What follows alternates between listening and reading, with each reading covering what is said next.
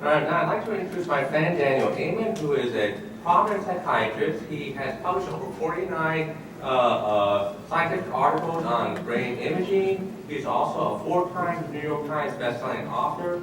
He has the world's largest brain Spect database with neuropsychiatric illnesses with over 70,000 scans from over 90 countries. And he's been active in doing research on Spect in many areas. It has been also leading one of the largest, and I believe the largest NFL player studies looking at the effects of functional brain imaging, predicting treatment response, and use that to help guide treatment.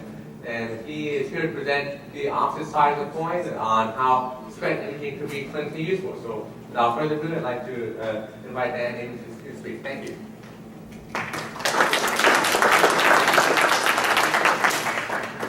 So I want to thank my colleagues for presenting.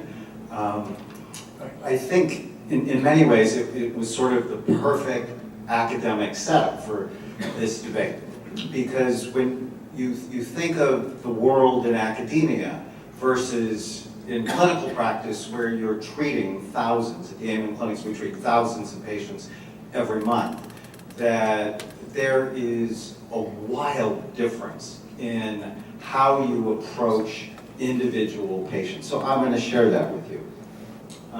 Just a couple of disclosures. I actually own the Amen clinics. We have 4 of them. We're going to open 2 new ones later this year in New York and Atlanta. So clearly I am biased toward the use of brain Spect imaging in psychiatry. I mean, it will become very clear.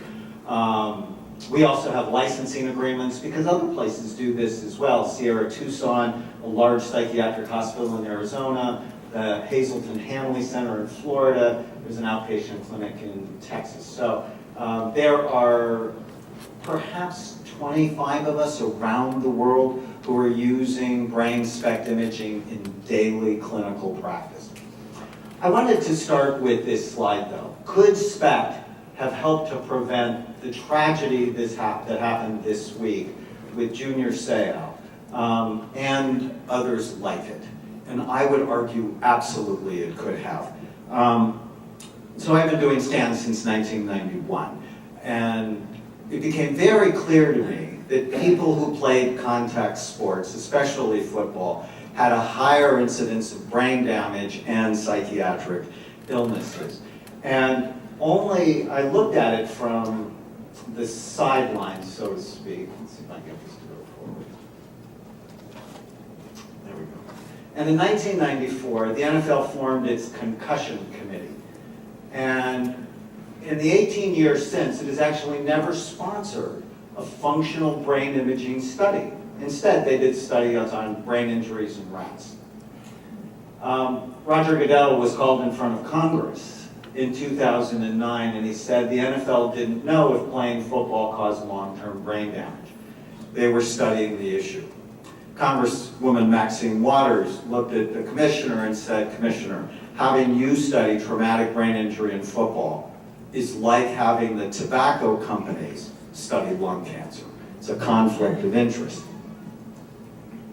The NFL acted like many employers: delay, deny, blame the employee. They would make things, well, it's the steroids, it's alcohol, it's laziness.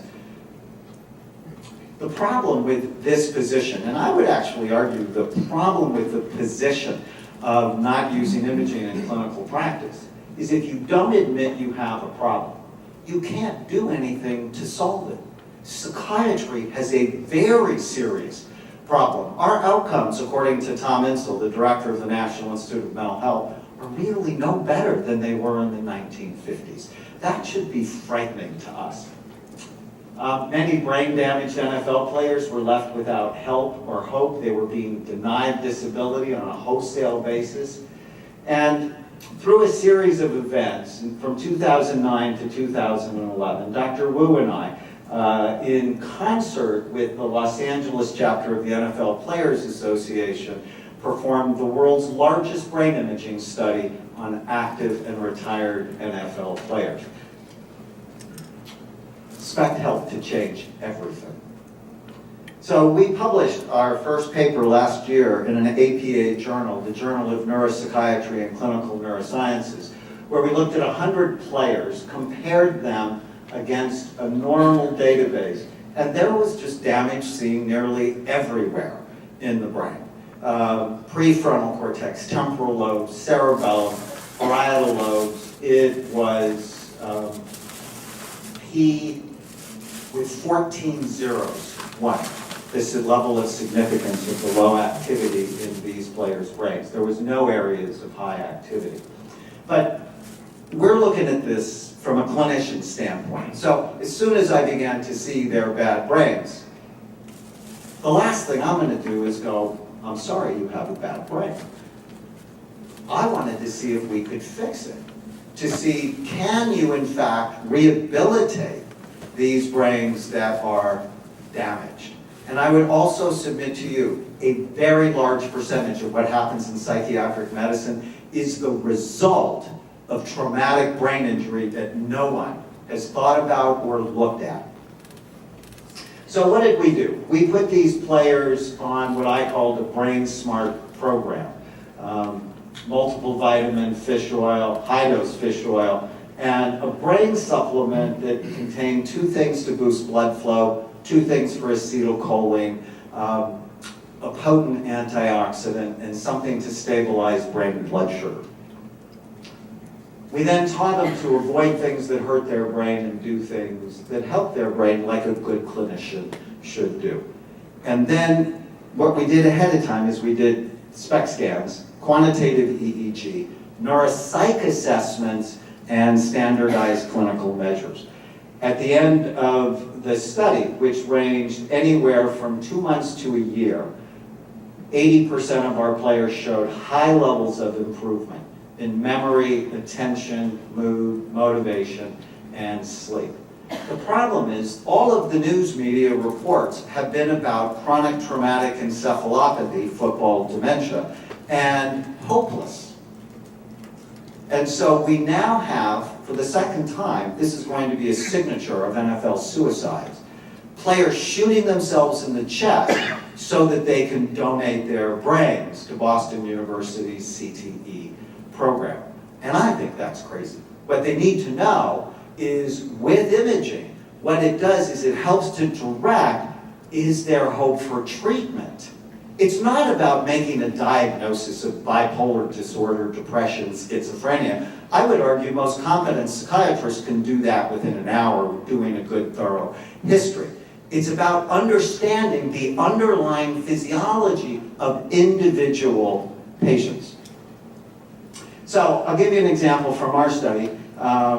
This is a player who played at Stanford and for the Denver Broncos. When we first saw him, so these are surface Spect scans. So we figured out how to use some very interesting software programs to actually render these in 3D. Why? Because they're much easier for the average psychiatrist to understand them and for your patients to understand them. So what you're looking at is the outside surface of the brain. This view is looking underneath the brain, so the top is the front part, the bottom is the back part. This view is looking down from the top. The holes don't mean they have holes in their brain. What it means is it's low, it's below a certain threshold, and the threshold we always set. There are complicated reasons for that I'm happy to share with you, but before, what this person's scan shows is low activity in the prefrontal cortex, his left temporal lobe, which, as you'll see in this story, it becomes very important. He's got this bumpiness across the top surface of his brain.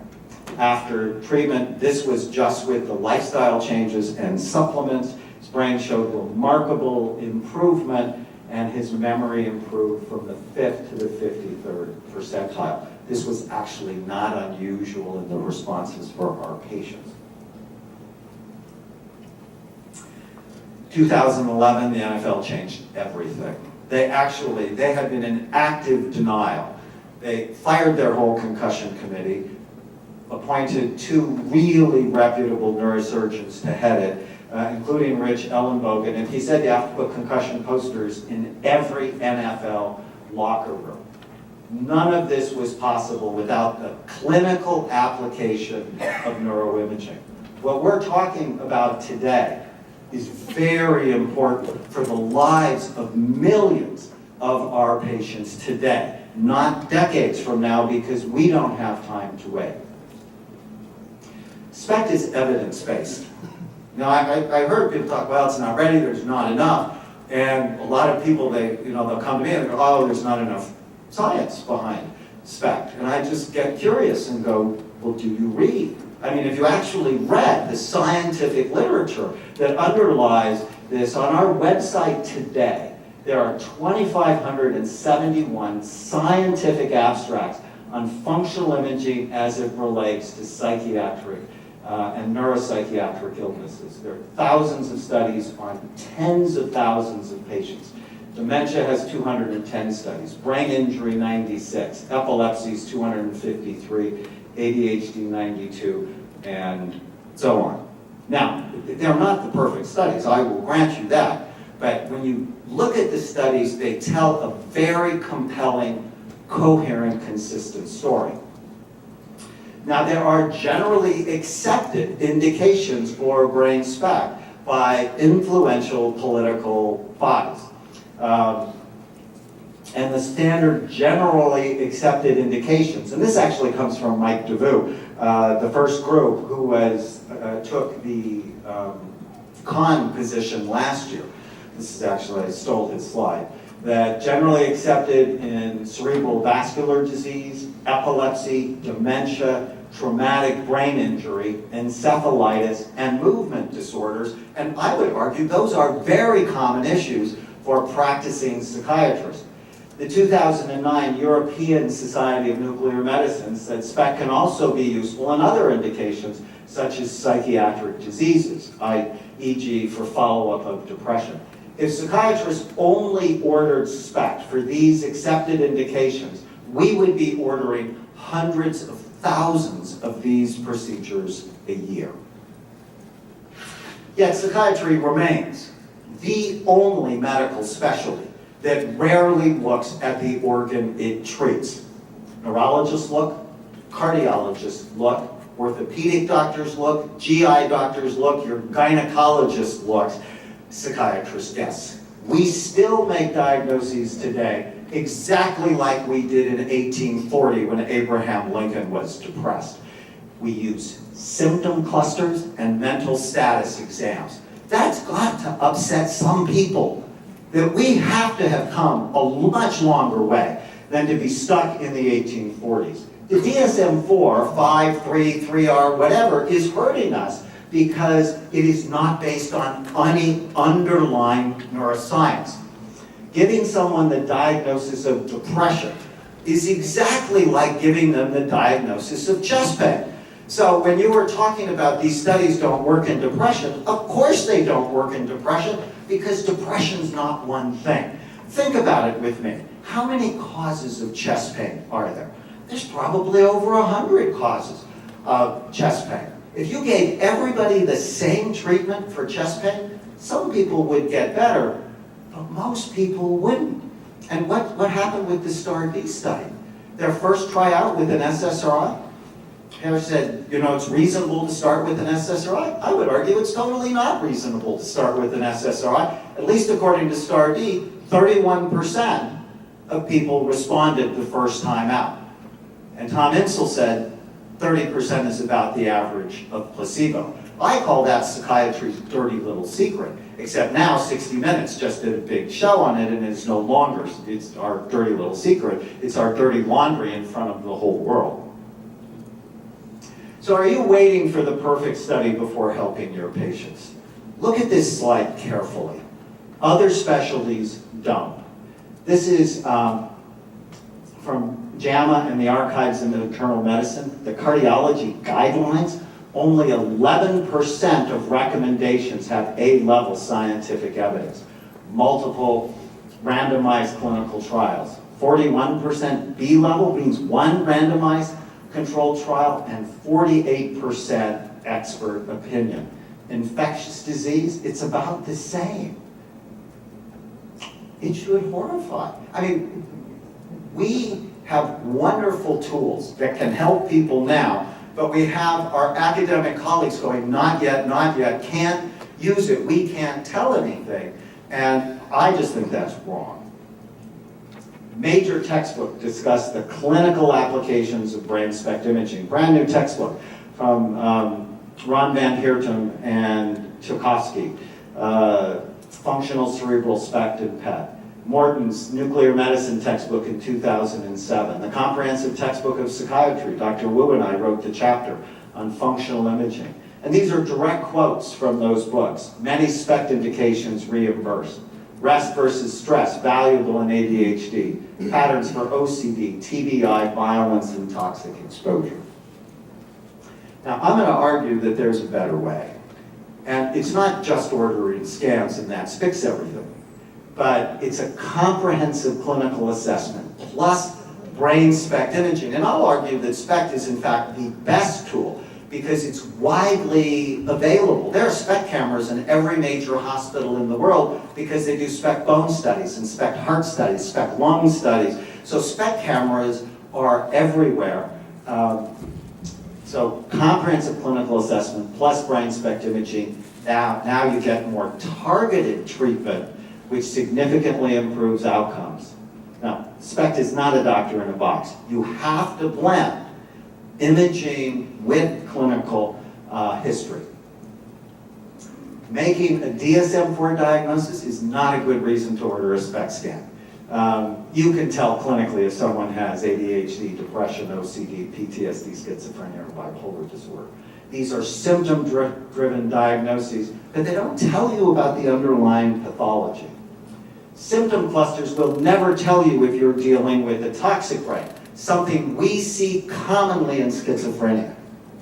Symptom clusters will never tell you if it's traumatic. You'll often misdiagnose these people as depressed, as personality disorders, as having intermittent explosive disorders, or ADHD. It won't tell you if the brain is working too hard or not hard enough. I always say, how would you ever know? Unless you look.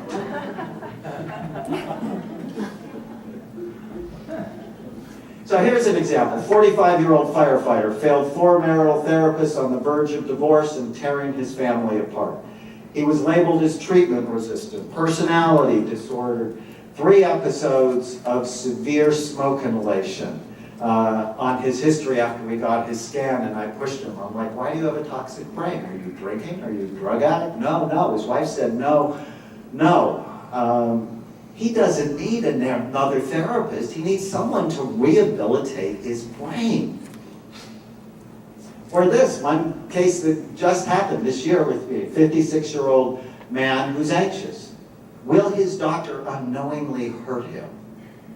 New onset panic attacks, insomnia, his mind's racing at 56.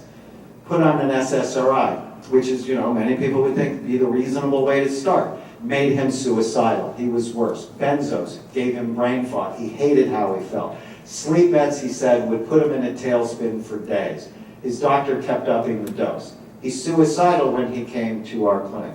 When I saw a scan, he looked to see the dent in the front part. See, this is not that hard to see. As opposed to what my colleagues were talking about, you can't see these things with the naked eye. And I'd absolutely agree. I don't think structural MRI is much value at all. You should do functional scans first, especially ones you can render in cool ways.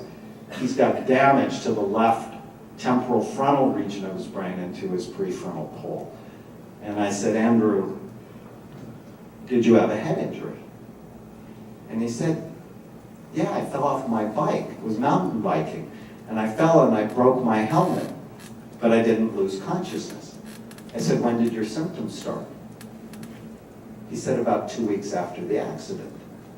See, doctors are not asking about brain injury. And this one, it shouldn't have been that hard. What we needed to do was stabilize his temporal lobe function rather than drop his brain. Benzos, SSRIs, sleeping medications, drop brain function. So our experience is not light. Now again, I'm sure you could be thinking, well, obviously he's biased. We've been doing scans virtually every day for the last 21 years. We've done 73,000 of them on patients from 90 countries. 38% of our patients are referred by our own patients and their families. Why? Because imaging changes management in a high percentage of cases, and it improves outcome. So how do we know? So we have a new study coming out next month in the Journal of Psychoactive Drugs, where 7 board-certified psychiatrists, we took 109 charts. We completely cleaned all of the imaging information from the charts. And we gave them the history and the mental status exam and the SCID, because we do SCIDs on all of our patients. And we said, what would your diagnosis be, and what would you do for them? And they wrote it down. We had structured forms. And then we gave them the images. Then we gave them the scans. And we said, in what percentage of time would your diagnosis or treatment change? It was 79% of the time. 22% had unexpected brain injuries, 22% had unexpected toxicity, 10% showed a need for structural imaging. Now in our clinics, I'll show you in a minute, we see really complicated people who on average have 4.2 diagnoses. 10% of psychiatric patients in general do not need structural imaging. 60% showed new targets for medication or supplements. And this is actually very consistent with another study from Borghesani from the University of Washington, where Spect confirmed, clarified, or contradicted the initial diagnosis in 80% of patients. He wrote, neuroimaging is useful even if it only confirmed the diagnosis. Seeing the disease process increased diagnostic confidence and clinicians' ability to explain symptoms to patients and families. Images have a special resonance for patients and families, grounding symptoms into observable brain changes. This is not a minor thing, because this directly goes to attack the idea of stigma in mental health and compliance, which are huge problems that our profession has. And quite frankly, since I've been a psychiatrist 30 years now, most of the other field is not helping us one whit when it comes to stigma and compliance. So, but you know, the golden question, if you will, is, does it change outcomes? Does it improve your outcomes? So we actually went to answer that question, at least for ourselves. We do a 6-month outcome study on every single patient that walks in the door of one of our 4 clinics. Each patient gets a 2-hour clinical history, a SCID, back depression inventory, brief symptom inventory, and quality of life inventory.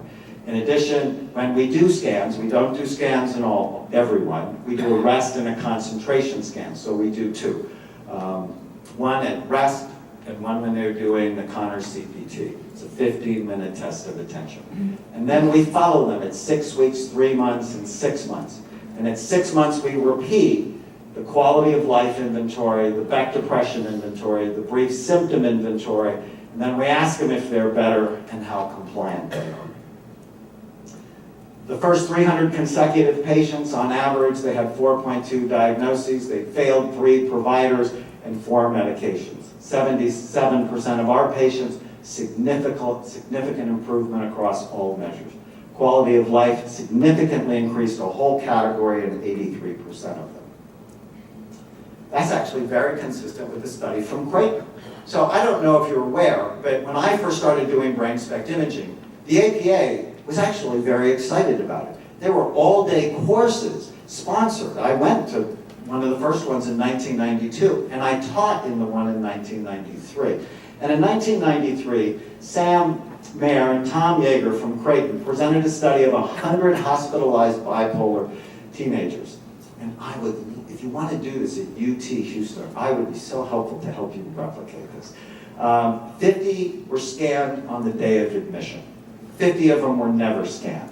The average length of stay for the never scanned group was 44 days. Now, of course, you can't do that today because nobody will pay for that, right? But in 1991, when they did this study, people were paying for that. The average length of stay in the SPECT group was 17 days. It was an average cost savings of $15,000 per patient. SPECT saves you money. It doesn't cost you money. It's not like a nice little add-on so somebody can make money. It's so that you can get the diagnosis and the plan better. But even more importantly than that, decrease stigma, increase compliance. All right, so how does it change diagnosis and treatment? And it's different than what my colleagues were talking to you about, because to make a diagnosis is not a reason to order a scan. So what are the reasons? What can scans tell you that you can't get through history, mental status exam, a physical exam, or neuropsychological testing? My friend Harold Bursing from Harvard says scans teach you, Spect teaches you to ask better questions. It doesn't give you the answer. It teaches you to ask better questions. It helps you see the underlying physiology of the disorders. Is the schizophrenic brain toxic? Is it traumatic? Is it overactive or is it underactive? Whenever you look at a group of schizophrenics, you'll never find consistent findings. You will be playing with that for decades because it's not one thing. Like depression is not one thing, ADHD is not one thing, bipolar disorders are not one thing, obsessive compulsive disorder people are not one thing. None of these illnesses are one thing. That is why the DSM-4 is killing us, because it's sort of, if you meet 6 out of these 9 criteria, you get this diagnosis, but it doesn't tell you anything about the underlying physiology of your individual patient. It helps to prevent mistakes. You know, is this brain toxic? So the image on the left is another guy who failed marital therapy, just plain got an F. Went for 3 years, spent $20,000, and at the end the therapist told them to get divorced. But they didn't want to get divorced, so they got mad at the therapist who said, well, I know this doctor in Newport Beach, California, who takes care of really difficult people. Maybe you should go see him. And when we scanned him, I'm like, damn, he's a drug addict. Because that's what an alcoholic brain looks like, or a methamphetamine brain looks like, except he said he never did drugs and he didn't drink. Now, what's the first thing you learn in psychiatric school about drug addicts? They lie. Is they lie to you, a lot. But his wife said he didn't do it either. And then what I found in the history, that he worked in a furniture factory. And he spent his day finishing furnitures. In fact, he was doing drugs. He was doing the worst drug of abuse, which is inhaling organic solvents. So that's very important in a therapeutic standpoint, because if you don't stop the toxin, you will never help this patient. And if he would have gotten divorced, he could have easily, with his temper, been one of those people who ended up killing his wife and then killing himself. It's easy to call those people bad until you start doing functional imaging with them. The image on the right is a woman who was diagnosed with ADHD by 6 different doctors in the Bay Area. Stephanie had tried all the stimulants and stimulating antidepressants and energy-boosting medications like Provigil, and she didn't get better. And she read one of my books and she said, well, maybe I have a different kind of ADD. I've written a book about 6 different types of ADD. And so she comes to us, it's one Saturday, I'm reading her scan, and you see where the black arrow is. The other areas that look low are just low in activity. She's got a hole there. What she ended up with was the tumor the size of a lemon occupying the space of her cerebellum. Ritalin doesn't help tumors. Adderall is just no damn good for tumors. Or a case I had recently, 17-year-old boy who wanted to cut his mother up into little pieces. He had spent 18 months in residential treatment at a cost of $130,000. He got out and started using drugs. He failed residential treatment.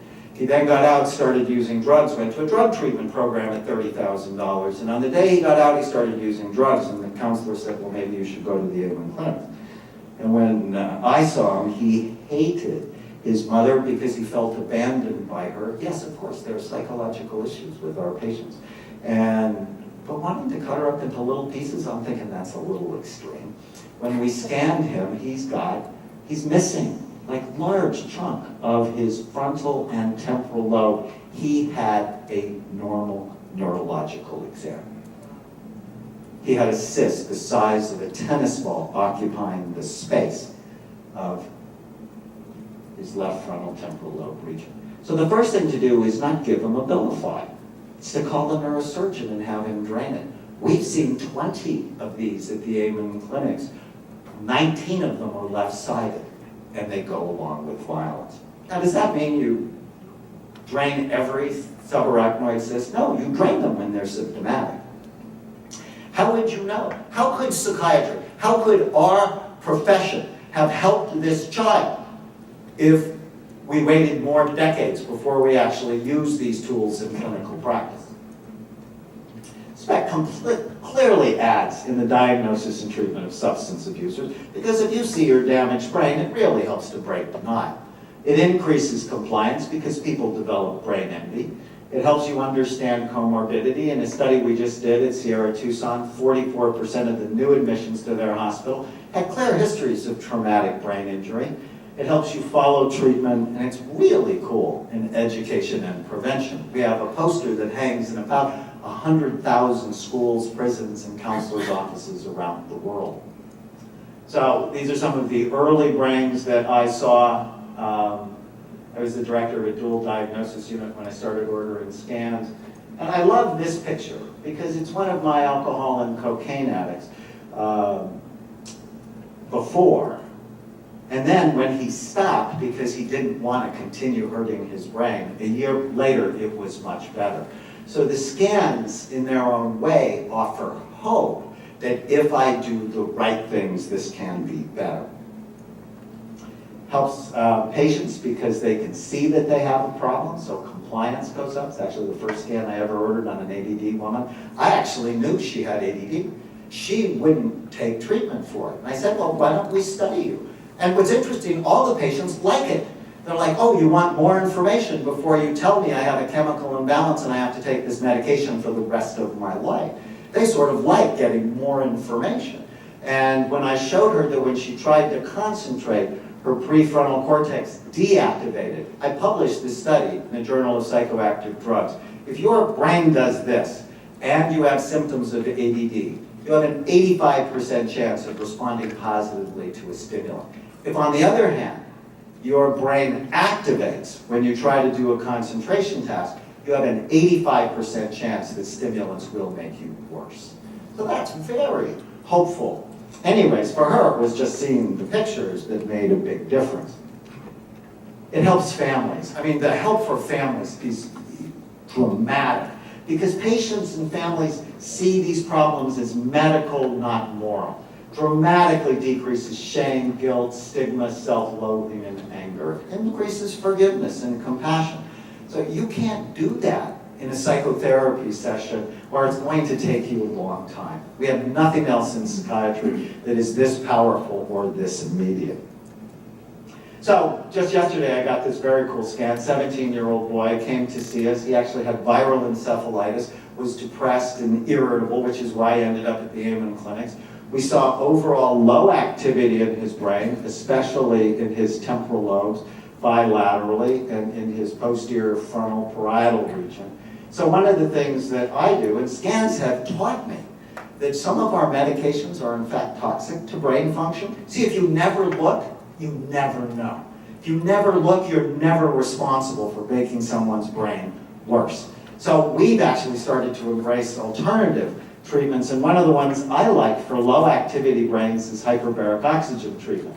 We published a study this year in the Journal of Neurotrauma in soldiers coming back from Iraq and Afghanistan that showed 40 sessions of hyperbaric oxygen significantly increased their blood flow, but also helped their mood and cognitive function. Here you can just see a beautiful representation of that. So, what are the patterns that inform decision making? Well, if you see a toxic pattern, please don't call them a drug addict. You have to do a differential diagnosis. Remember, scans teach you to ask better questions. But this is the differential if you see a scan that has overall low activity. And I wonder how many of the schizophrenic patients that come to a clinic aren't toxic. I mean, we already know that comorbidity with substance abuse is very high.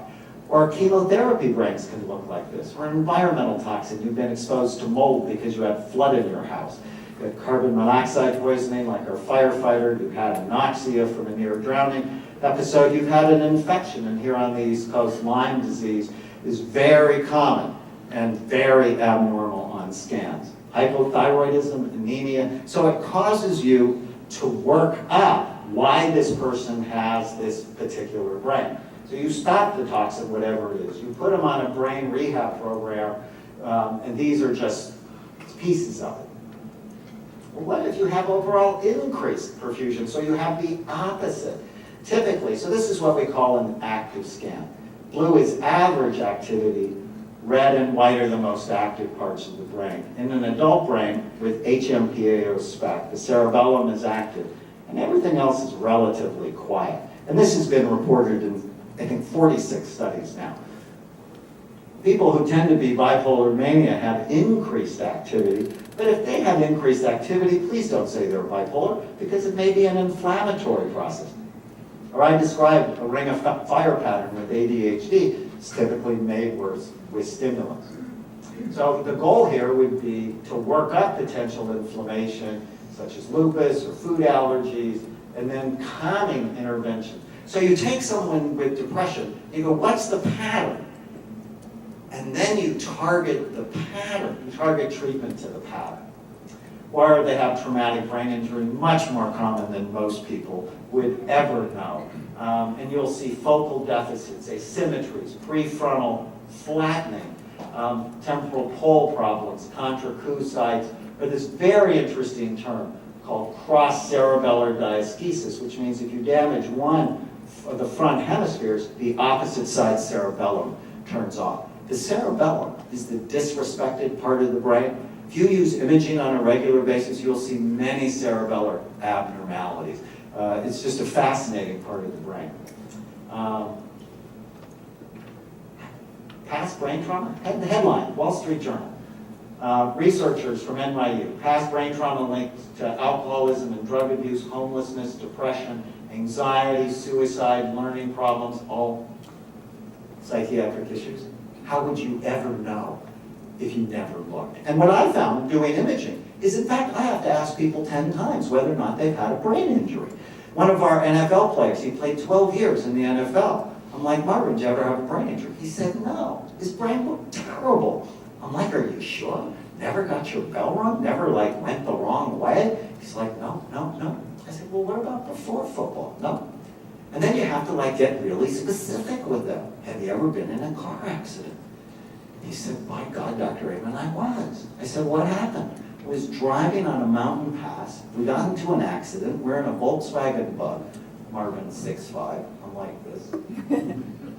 He said the car fell 150 feet into a riverbed below. I was knocked unconscious. They had to pull me out of the car before I drowned. And I'm looking at him like, so how do you forget that? But many people do, because around the time of significant brain injuries, they have amnesia. And they may not remember, but you see evidence of something that you can, in fact, start to rehabilitate. How would you know unless you looked? Spect is more sensitive than CT. Study from Abu Judah, 1999. Spect is valuable and sensitive for traumatic brain injuries. Changes occur without a loss of consciousness. It's more sensitive than CT, and it can explain patients' symptoms in the absence of abnormalities on other imaging modalities. Typically what happens, the traumatic brain injury patient goes to the neurologist, gets an MRI, and in the EEG, they're sent to the psychiatrist. The psychiatrist ends up diagnosing them with a personality disorder. So interventions, brain rehab program, just like I've been talking about. What about hyperfrontality? That doesn't give you a diagnosis. None of these things give you a diagnosis. You have to talk to the patient. But it's seen in obsessive compulsive spectrum disorder. It's been repeatedly found in obsessive compulsive spectrum disorders. I published a study about 10 years ago that oppositional defiant children looked like they had OCD on Spect. Autistic spectrum, common finding. These are people who get stuck. They're worried, rigid, and flexible. In depression, we commonly see it in people who are over-focused, depressed, or anxious. So what do? You calm it down. How do you do that? You can increase serotonin, that's one thing with SSRIs, or supplements like 5-HTP or St. John's wort that increase serotonin, or if this is one of the schizophrenic people, here's where I'd use Zyprexa or Risperidone. Well, what if they're hypofrontal? Well, here you can see they could have all sorts of things. Well, they're hypofrontal now because they have ADHD. They could be schizophrenic, traumatic brain injury. They could be on medication. It's like iatrogenically induced. Low activity here predicts relapse in alcoholics. They have a lack of conscientiousness, and it can be involved in depression. So the interventions, if they have ADHD, a stimulant would work. or stimulating antipsychotics, or stimulating antidepressant like Wellbutrin. So here, now you have the model, which is the symptom clusters plus the imaging finding, then you have targeted treatment. Temporal lobe hypoperfusion. One of the top 5 things I've learned from looking at 73,000 scans. The temporal lobes are hardly ever talked about in psychiatry, and they're hugely important. Temporal lobe epilepsy, 30% of people with temporal lobe epilepsy, according to one study, present to the family doctor with anxiety attacks. They have temporal lobe dysrhythmia, often dyslexia on the dominant side, mood instability, and every single case of intermittent explosive disorder that I've seen has to do with temporal lobe problems. So this is Kip Kinkle, very famous, infamous boy who shot and killed his mom and dad, and then he shot 25 people in Oregon in 1998. He had been tried on Prozac. So it's not a good thing just to do if someone's depressed, to just start with Prozac. He'd also been tried on Ritalin. Both of them made it worse. When we scanned him, it was very clear he had a damaged brain with problems in his prefrontal cortex. But right here in his left anterior medial temporal lobe, which is an area where the amygdala is.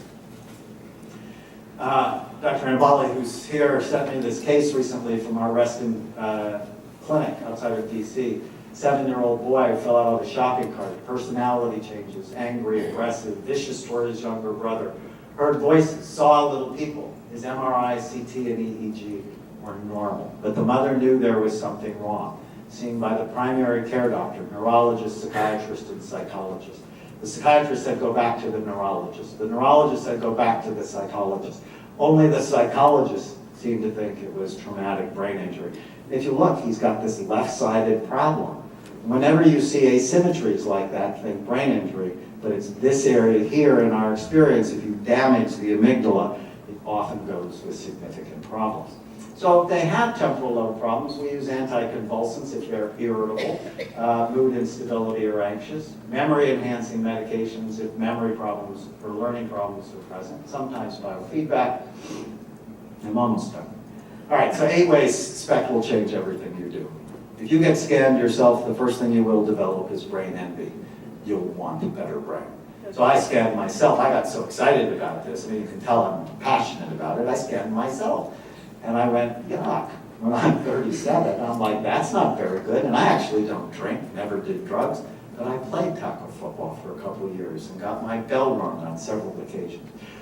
So I developed brain envy. I wanted a better brain. So 20 years, my brain actually looks better because I've been figuring out for myself and my patients, well, how do people do that? And basically, they avoid things that hurt their brain, drugs, alcohol, nicotine, too much caffeine, head injuries, hypertension, diabetes, and they do things that help it. You're going to start taking psychotropic medications much more seriously. If you've not read The Anatomy of an Epidemic by Robert Whitaker, you really should. Psychiatric medicines are not always innocuous. Where I trained at the Walter Reed Army Medical Center in Washington, D.C., we were actually taught to use fairly high doses of Xanax. Xanax had just come out on the market. And when I ordered my first scan in 1991, I completely stopped using benzos because they look like alcohol on scan. We have to be more thoughtful, more careful. And when you order a scan on patients, you now feel more responsible for what you put your patients on, especially if you do follow-up scans. You won't let your kids play tackle football, that's going to be clear. You'll take sleep apnea more seriously because sleep apnea doubles your risk for Alzheimer's disease. You'll take your weight more seriously. There are 18 studies now, I published 2 of them, that show as your weight goes up, the actual physical size and function of your brain goes down. Now that should just scare the fat off anyone. But you know, some of our medications make people fat. Being obese doubles your risk for Alzheimer's disease, increases depression. We should be picketing. We should be doing anything else we can but making our patients fat and just accepting that as acceptable risk. You'll stop thinking in DSM-4 terms only and more in brain system pathology. So 2 depressed patients, One has low activity and one has high activity. Please don't put both of them on Prozac. This person actually is the wife of a minister. Went to her family doc, was put on Prozac. 3 days later, she felt better. A week later, she was feeling great. A couple of days after that, she's at a stoplight. And a guy pulled up in a pickup truck next to her and winked at her because she was an attractive woman. And that wasn't the first time that happened, but what happened next was the first time it happened. She unbuttoned her blouse and showed the man her breasts. And then, horrified by her own behavior, she sped off, as of course he tried to follow her. What happens with SSRIs is they drop frontal lobe function. It's very clear in the thousands of people we've seen on SSRIs. It takes us and calms it down. Now, if you start high, that's a good thing. If you start low, it's a really bad thing because it can disinhibit people. And you know, just several years after Prozac came out, there was a whole brouhaha about Prozac makes you kill your mother, and we tried to bury that. But in fact, it does disinhibit people and can make some people seriously worse. I think that's why it has a black box warning. You'll think about the early detection and prevention of Alzheimer's disease because scans actually start to change decades before people have any symptoms. Tom Insel said something that's brilliant. He and I don't always agree, but he sees a day when psychiatrists will be like cardiologists, where most people who are coming to us do not have mental illness, but they're there to prevent mental illness. I love that. And you'll be much more cautious in handing out personality disorder diagnosis. This is a person's got a toxic brain. It's sort of unfair, don't you think? If your brain is broken, of course you have a personality disorder diagnosis. What's the organ of personality? It's your brain. So when to think about ordering a scan? For the accepted indications I talked about, you have violent or suicidal people, toxic exposure, infectious disease that has cognitive implications, complicated substance abuse. You need to subtype psychiatric diseases, complicated ones, atypical or resistant problems. You want to see how you're doing with the treatment, or your general health screening for people with dementia risk. So why hasn't this whole thing caught on? I mean, if what I'm saying is really true, why hasn't it caught on? Because the DSM-4 is dominating our specialty, and it's just not consistent with neuroimaging. We need a new paradigm with a completely new nomenclature. Training programs are not teaching the clinical application of Spect. In fact, you know, we've already heard it today. Don't use it, you can't use it, it's not helpful. Despite the evidence, NIMH and academic institutes still telling everyone it's experimental and actively holding this field back. And they're competing imaging technology politics. I'm an fMRI guy, so Spect is shit. Or I'm a PET guy. And, you know, thank God, you know, Joe and I, because Joe's a PET guy, I'm the Spect guy, you know, we love each other. Because we see how there's room for all of this and how it's complementary and how we have to move this field forward. So I'm going to close with this. You know, I've been hammered on ethics a number of times. There's several articles on the ethics of doing imaging. Well, I want to ask you, what are the ethics of not doing imaging? Of withholding a potentially helpful diagnostic tool in complex cases. So let me just briefly tell you about Andrew. So in 1993, I gave an all-day lecture here at the American Psychiatric Association. And Mike DeVoot just hated the fact that a group of psychiatrists were doing this. He's a nuclear medicine guy. And he wrote a letter to the program chairman, basically said, you know, we were selling snake oil.